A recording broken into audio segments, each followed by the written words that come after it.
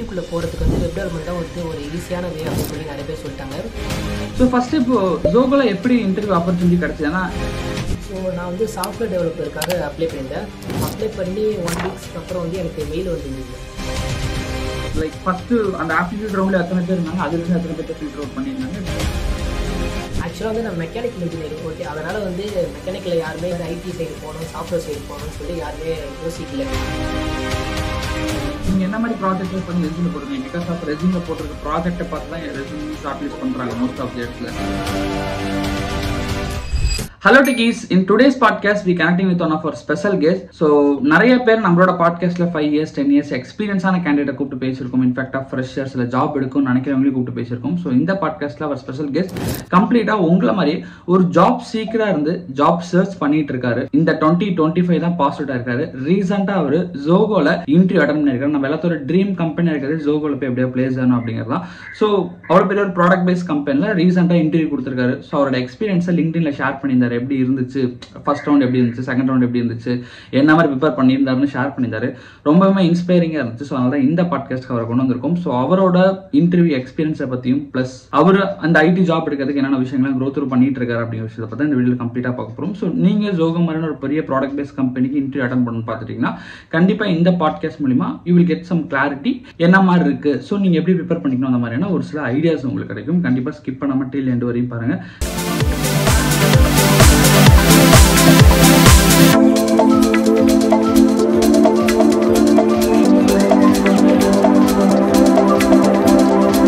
First of all, thank you so much, Arun, for joining with us. Thank you, sir. Thank you. Great. So, உங்களை பற்றின ஒரு small introduction, like எப்போ college முடிச்சிங்க, தென் ID கோர்ஸ்லாம் படிச்சிங்களா, இல்லை இண்டிவிஜுவலாக self learn பண்ணீங்களா, தென் என்னென்ன கம்பெனிக்கெலாம் try பண்ணியிருக்கேன், உங்களை பற்றின விஷயங்களை ஷேர் பண்ணுங்க. ஸோ ஃபர்ஸ்ட் ஆஃப் ஆல் என்னோட நேம் வந்து அருண்குமார். நான் என்னோட பேக்ரவுண்ட் என்னன்னா, நான் அண்ணா யூனிவர்சிட்டி பண்ருட்டி கேம்பஸில் பிஇ மெக்கானிக்கல் படிச்சுட்டு இருந்தேன். 2025 பாஸ்ட் அவுட் தான். ஸோ நான் வெளியில் எங்கேயோ வந்து அகாடமியில் வந்து எந்த கோர்ஸும் எடுத்து படிக்கல. செல்ஃப் லேர்னிங்காக தான் யூடியூப்பில் மட்டுமே பார்த்து full stack first web development தான் வந்து ரொம்ப ட்ரெண்டிங்கில் போயிட்டு இருந்ததுனால நான் வெப் டெவலப்மெண்ட் தான் எடுத்தேன். அது மட்டும் இல்லாமல் யூடியூப்குள்ளே போகிறதுக்கு வந்து வெப் டெவலப்மெண்ட் தான் வந்து ஒரு ஈஸியான வே அப்படின்னு சொல்லி நிறைய பேர் சொல்லிட்டாங்க. ஸோ கேட்டு நான் சரி நம்ம வெப் டெவலப்மெண்ட் பண்ணலாம்னு சொல்லிட்டு வெப் டெவலப்மெண்ட் பற்றி கற்றுக்கிட்டு ஃபுல் ஸ்டாக்காக வந்து ஒரு பேக் அண்ட் ஃப்ரண்ட் எண்டு மொத்தமாக வந்து காம்பினேஷனாக பண்ணி கற்றுக்கிட்டு அதுக்கான வந்து சில ப்ராஜெக்ட்ஸும் நான் பண்ண ஸ்டார்ட் பண்ணிட்டேன்.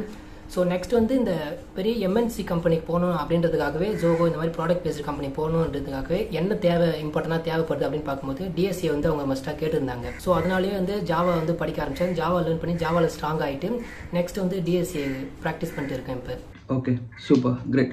ஸோ ஃபர்ஸ்ட் இப்போ ஜோகோல எப்படி இன்டர்வியூ ஆப்பர்ச்சுனிட்டி கிடைச்சது? ஏன்னா எல்லாருக்கும் எப்படி அப்ளை பண்ணணும், எப்படி ஷார்ட் லிஸ்ட் பண்ணுறாங்க, எப்படி நம்ம ரெஸ்யூமை ஷார்ட் லிஸ்ட் பண்ணுறதுக்கு என்ன பண்ணணும்னே தெரியாமல் இருக்கும்.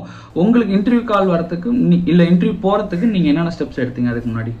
ஸோ பேசிக்காக வந்து லிங்க்டின்ல நிறைய பேர் அவங்க ஒர்க் பண்ணுற எம்ப்ளாயிஸே வந்து போஸ்ட் போடுவாங்க. ஏன்னா வந்து இப்போ இந்த மாதிரி ஆஃபர்ஸ் இருக்குன்னு சொல்லி அவங்களே ஹையரிங் இருந்ததுன்னா போஸ்ட் போடுவாங்க. ஸோ நம்ம அதில் போய் லிங்க் அப்ளை பண்ணால் மேக்ஸிமம் அந்த லிங்க் வந்து 1 to 2 வீக்ஸ் வரைக்கும் தான் அவைலபிளாக இருக்கும். அதுக்கப்புறம் வந்து லிங்க் கேன்சல் ஆகிடும். ஸோ அதுக்கு முன்னாடியே போய் நம்ம அப்ளை பண்ணிட்டோம் அப்படின்னா வந்து ஒரு ஃபர்ஸ்ட் ஆஃப் ஆல் என்ன பார்க்குறாங்க அப்படின்னா ரெஸ்யூம் வந்து ரொம்ப ஏடிஎஸ் ஃப்ரெண்ட்லியாக இருக்கா அப்படின்னு சொல்லி தான் பார்க்குறாங்க. ஸோ அதுக்கு வந்து வெப்சைட்டில் வந்து என்ஹான்ஸ் சிவி இந்த மாதிரி வந்து ஏடிஎஸ் ஸ்கோரை வந்து ஸ்கேன் பண்ணுற அந்த வெப்சைட்டில் யூஸ் பண்ணி ஸோ நம்மளோட ரெஸ்யூம் வந்து நம்ம ஸ்கேன் பண்ணி எவ்வளோ பர்சன்டேஜ் இருக்குன்னு பார்க்கலாம். ஒரு 92க்கு மேலே இருந்தால் அபோவ் இருந்ததுன்னா என்னை பொறுத்த வரைக்கும் ஓகே தான். ஓகே, ஸோ நெக்ஸ்ட் வந்து அப்ளை பண்ணிட்டோன்னா ஒரு 1 or 2 வீக்ஸ் எடுத்துப்பாங்க. 1 or 2 வீக்ஸ் எடுத்துக்கிட்டு அதுக்கப்புறம் வந்து மெயில் வரும், நீங்கள் ஷார்ட் லிஸ்ட் ஆயிருக்கீங்களா என்னன்னு சொல்லி மெயில் வரும் சார். அதில் ஸோ வந்து என்ன ஜாப் கொடுக்குறாங்களோ அந்த ஜாபுக்கு ஏற்ற மாதிரி கீவேர்ட்ஸ் நீங்கள் ஆட் பண்ணணும். இப்போ சாஃப்ட்வேர் டெவலப்பர்னு சொல்கிறாங்கன்னா அதுக்கு வந்து ஜாவா, டிஎஸ்ஏ, ஃபுல் ஸ்டாக்ஸ்னு வந்து அதுக்கான வெப் டெவலப்மெண்ட் ஓரியன்டாக எந்த கீவேர்ட்ஸும் நீங்கள் ஆட் பண்ணணும் அவசியம் இல்லை. பட் வந்து இந்த ஊப்ஸ் கான்செப்ட் டிஎஸ்ஏ அப்புறம் வந்து ஜாவா, ஸோ இந்த மாதிரி இன்னும் நிறையா சாஃப்ட்வேர் டெவலப்பருக்கு என்னென்ன கீவேர்ட்ஸ் தான் தேவைப்படுமோ அந்த டூல்ஸ்க்கு எல்லாம் நீங்கள் போட்டிங்க அப்படின்னா கொஞ்சம் ஷார்ட் லிஸ்ட் அதுக்கு நிறையவே சான்ஸ் இருக்குது. ஓகே, பட் நீங்கள் படித்தது வெப் டெவலப்மெண்ட் லைக் பிரைமரியில் HTML ஜாவா ஸ்கிரிப்ட்லாம் படிச்சிருப்பீங்க. பட் சாஃப்ட்வேர் டெவலப்மெண்ட்டில் அவங்க கொடுத்துருக்க ஜாப் டிஸ்கிரிப்ஷன் தகுந்த மாதிரி உங்கள் கீவேர்ட் எல்லாத்தையும் மாற்றினால உங்கள் ப்ரொஃபைல் உள்ளே போச்சுன்னு இருந்தீங்க. லைக் அப்படி பிரைமரியில் என்னென்ன கீவேர்ட்ஸ்லாம் மெயினாக முக்கியமாக பார்த்தாங்க, நீங்கள் எந்தெந்த விஷயத்தெல்லாம் மாற்றினீங்க? நிறைய பேர் அதை மாற்றிட்டோம்னா இன்டர்வியூவில் போய் எப்படி நம்ம சொல்கிறது அப்படிங்கிற மாதிரி தடுமாறிடுவாங்க. அதோட விஷயங்கள் என்னென்ன வரும்? ஆக்சுவலி நீங்கள் வந்து மாற்றுறீங்கன்னா உங்களுக்கு தெரிஞ்ச விஷயத்த மட்டும் போடுங்க. தெரியாத விஷயத்த போட்டிங்கன்னா இன்கேஸ் நீங்கள் வந்து ஃபர்ஸ்ட் ரவுண்ட் செகண்ட் ரவுண்ட்லாம் பாஸ் பண்ணி தேர்ட் ரவுண்ட் வரைக்கும் கிளியர் பண்ணிட்டு டெக்னிக்கல் ஹெச்ஆர் இல்லை வந்து ஜென்ரல் ஹெச்ஆர் ரவுண்ட்லாம் போகும்போது உங்களுக்கு தெரியாத விஷயத்தை போட்டிங்கன்னா அங்கே கண்டிப்பாக வந்து நீங்கள் ஸ்டெக் ஆகிடுங்க. ரொம்ப உங்களுக்கு ஒரே ஸ்டெக் அதுலேருந்து கேள்வி கேட்க ஆரம்பிச்சிருவாங்க. ஸோ ஒன்ஸ் உங்களுக்கு வந்து ஒரு விஷயம் தெரியுதுன்னா நீங்கள் அதை போடுங்க. இப்போ எனக்கு வந்து ஜாவா தெரியும் எனக்கு, அதனால வந்து ஜாவா போட்டேன். டிஎஸ்ஏ கான்செப்ட் வந்து எனக்கு ஒரு பேசிக்காக நார்மலாக எனக்கு தெரியும் ஓரளவுக்கு. ரொம்ப மாஸ்டர் பண்ணலனாலும் எனக்கு இன்டர்மீடியட் லெவல் எனக்கு டிஎஸ்ஏ ப்ராப்ளம் தான் தெரியும் எனக்கு. அதனால ஜாவா போட்டேன்.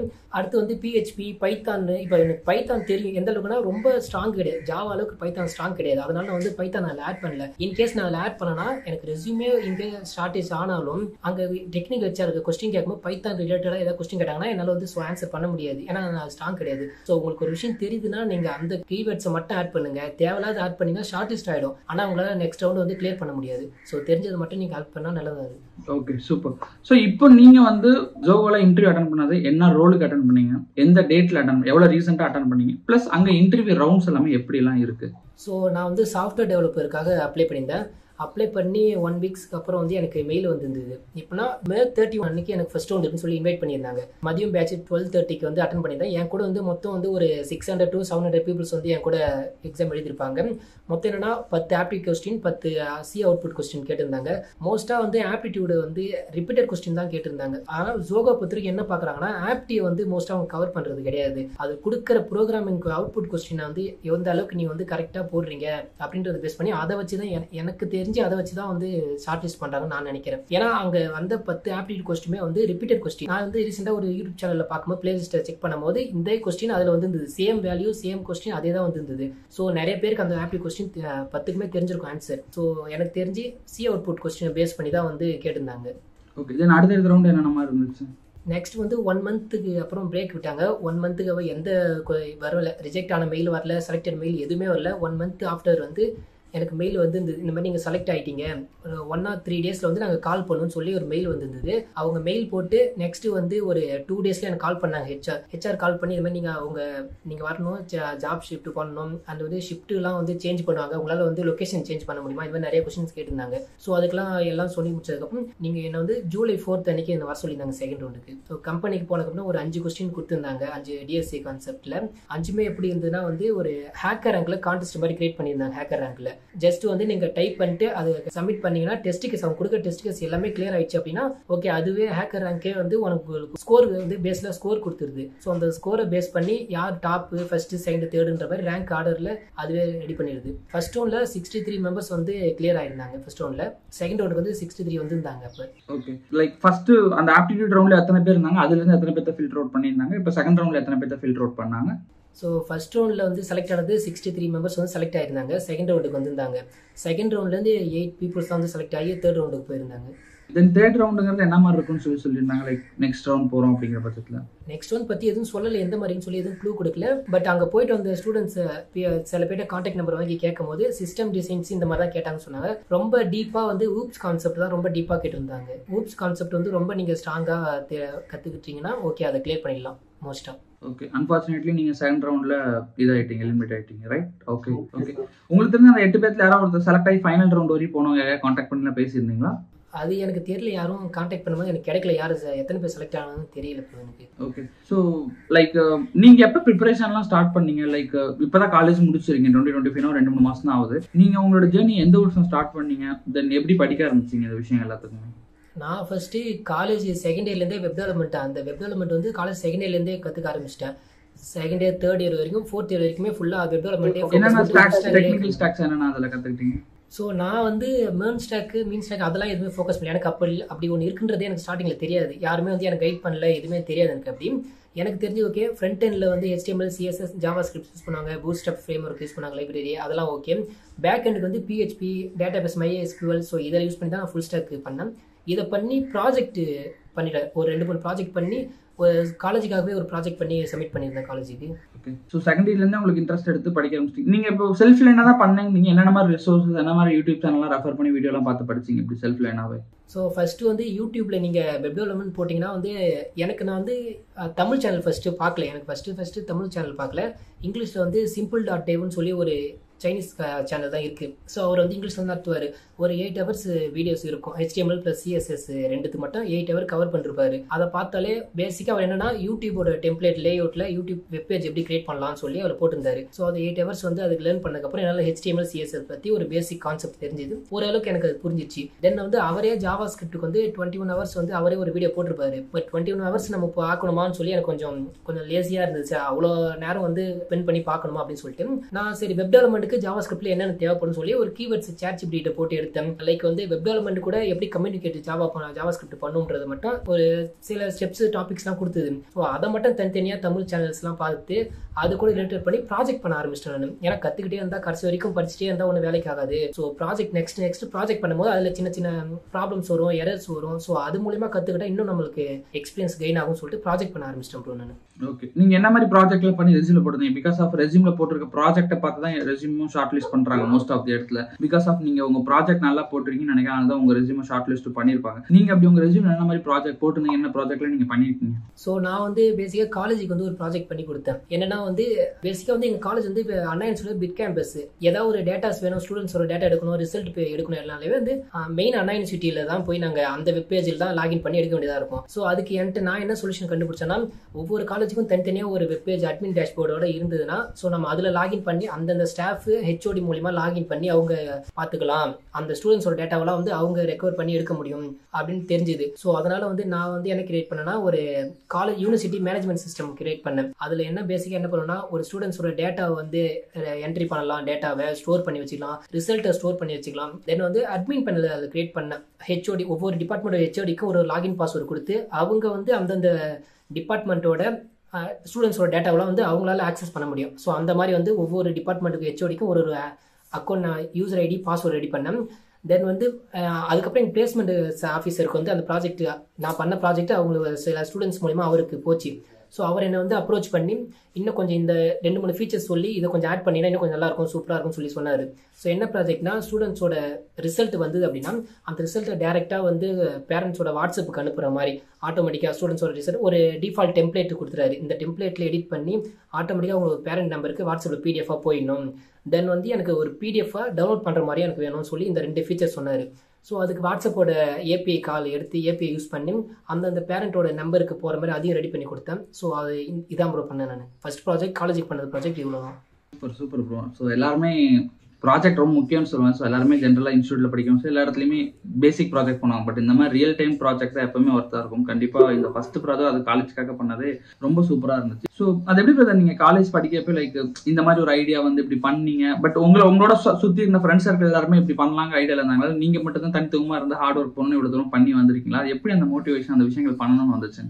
ஆக்சுவலாக வந்து நான் மெக்கானிக்கல் இன்ஜினியரிங். ஓகே, அதனால் வந்து மெக்கானிக்கல் யாருமே எங்கள் டிபார்ட்மெண்ட்டில் யாருமே இந்த மாதிரி IT சைடு போகணும், சாஃப்ட்வேர் சைடு போகணும்னு சொல்லி யாருமே யோசிக்கல. என் கூட திவாகர்னு ஒரு ஃப்ரெண்டு படித்தான். அவன் மட்டும் தனியாக வந்து ஒரு கோர்ஸ் எடுத்து படிச்சுட்டு நான் வெப் டெவலப்மெண்ட் சொல்லி ஃபுல் ஸ்டாக் கோர்ஸ் எடுத்து படித்தான். அவன் படித்தனால தான் என்னமோ எனக்கு ஃபுல் ஸ்டாக்னு ஒன்று இருக்குது அப்படின்றது எனக்கு தெரியும். அதுக்கு முன்னாடிலாம் வந்து ஐடினா ஒரு ப்ரோக்ராமிங் லாங்குவேஜ் தெரிஞ்சால் போதும், IT உள்ள போயிடலாம் சொல்லி அப்படி தான் தெரிஞ்சுட்டு இருந்தேன். அவன் சொன்னதுக்கப்புறம் வெப் டெவலப்மெண்ட் இருக்குது, அதில் ஃப்ரண்ட் எண்ட்னு ஒன்று இருக்குது, பேக் எண்ட்னு ஒன்று இருக்குன்னு சொல்லி அவன் சொன்னதுக்கப்புறம் அதில் இன்ட்ரெஸ்ட் எடுத்து நான் படிக்க ஆரம்பித்தேன். ஸோ எனக்கு ஏன் இந்த ஐடியா ஃபஸ்ட்டு வந்ததுன்னா, பேசிக்காக வந்து இங்கே எல்லா காலேஜ்லயுமே சரி மெக்கானிக்கல்னா ஒரு இதாகவும் CSE கொஞ்சம் டாப் பண்ற மாதிரி தான் கொஞ்சம் பிரிச்சு வச்சிருப்பாங்க. பட் வந்து CSE ஸ்டூடெண்ட்ஸ் யாரும் இந்த மாதிரி யோசிக்கல. எனக்கு ஐடியா வந்தது, நான் அப்ரோச் பண்ணா எங்க டிபார்ட்மெண்ட் ஸ்டாஃப் வந்து சரி பண்ணலாம், ஓகே நீ நல்லா யோசிக்கிற, ஓகே இது பண்ணு, இதாவது ஹெல்ப் வேணும்னா வந்து CSE ஸ்டூடெண்ட் தான் கேட்க சொல்லுவாங்க. ஆனா அவங்க கிட்ட போய் கேட்டா வந்து CSE ஃப்ரெண்ட்ஸ் எல்லாம் இருக்காங்க, சில ஃப்ரெண்ட்ஸ் வந்து ஹெல்ப் பண்ணுவாங்க, சில பேர் வந்து கண்டுக்க மாட்டாங்க, விட்டுருவாங்க. ஸோ நான் என்ன பண்ணா, சரி யார்ட்டையும் ஹெல்ப் கேட்கக்கூடாது, நம்மளுக்கு ஃப்ரீயா வந்து ரிசோர்ஸஸ் யூடியூப்லயும் இருக்கு, வெப்சைட்ஸ்லயும் இருக்கு. ஸோ அதை நம்மளுக்கு தேவையான மொத்தமும் வந்து அதுலயே இருக்கு,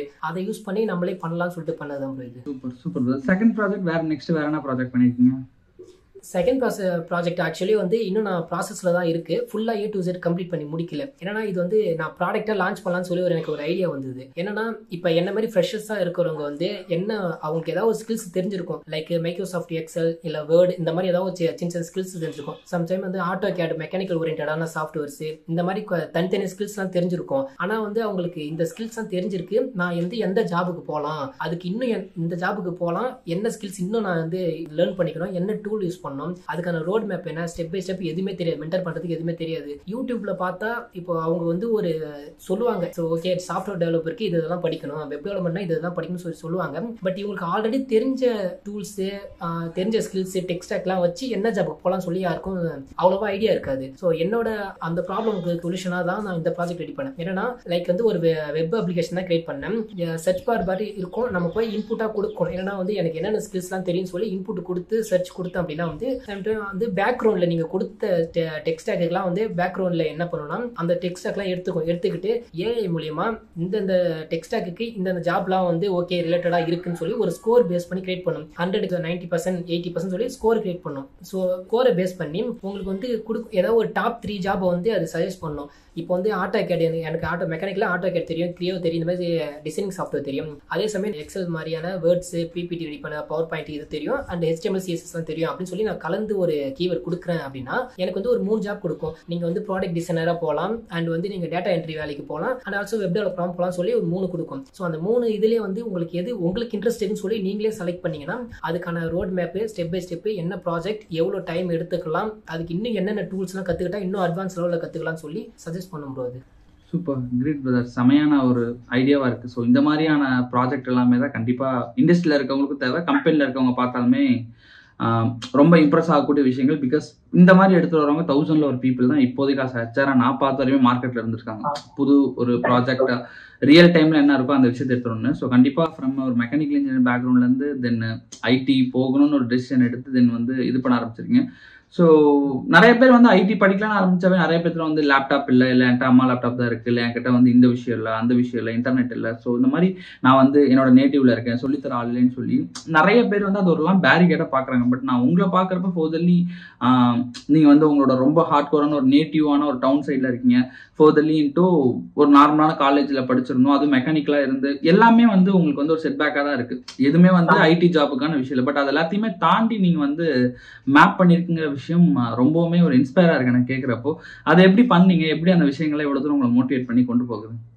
ஸோ வந்து எனக்கு யார் சொல்லியுமே வந்து எனக்கு இன்ட்ரெஸ்ட் வரல. பேசிக்காக ஃபர்ஸ்ட்டு வந்து எனக்கே இன்ட்ரெஸ்ட் இருந்தது, ஐடியில் போகணும் அப்படின்னு சொல்லி இன்ட்ரெஸ்ட் இருந்தது.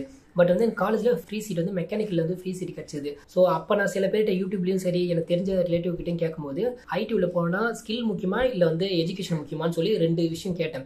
அவங்க சொன்ன மேக்ஸிமம் பீப்புள்ஸ் என்ன சொன்னாங்கன்னா ஸ்கில்ஸ் தான் முக்கியம், ஸ்கில் இருந்தால் ஐடியில் போகலாம், எஜுகேஷன் பேக்ரவுண்டில் நெக்ஸ்ட் தான் அப்படின்னு சொன்னாங்க.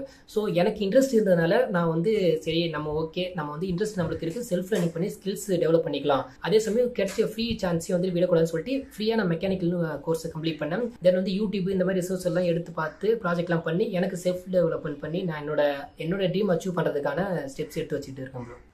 Super, great brother. ஸோ அப்போ நீங்கள் ஆல்ரெடி உள்ளே வரப்பவே you have a strong mind set. So இந்த ஒரு ஆப்பர்ச்சுனிட்டி தான் இருக்குது, பட் இருந்தாலுமே நம்ம அதுக்குள்ளே தான் போகணும் அப்படிங்கிற ஒரு ஸ்ட்ராங் டெசிஷனோட மூவ் பண்ணுறீங்க. என்ன மாதிரி லேப்டாப் யூஸ் பண்ணுறீங்க பிரதர்? பிகாஸ் நிறைய பேர் எவ்வளோ இருந்தாலுமே அந்த விஷயங்கள் 10 மாட்டு இருக்கும். நீங்கள் என்ன மாதிரி யூஸ் பண்ணுறீங்க?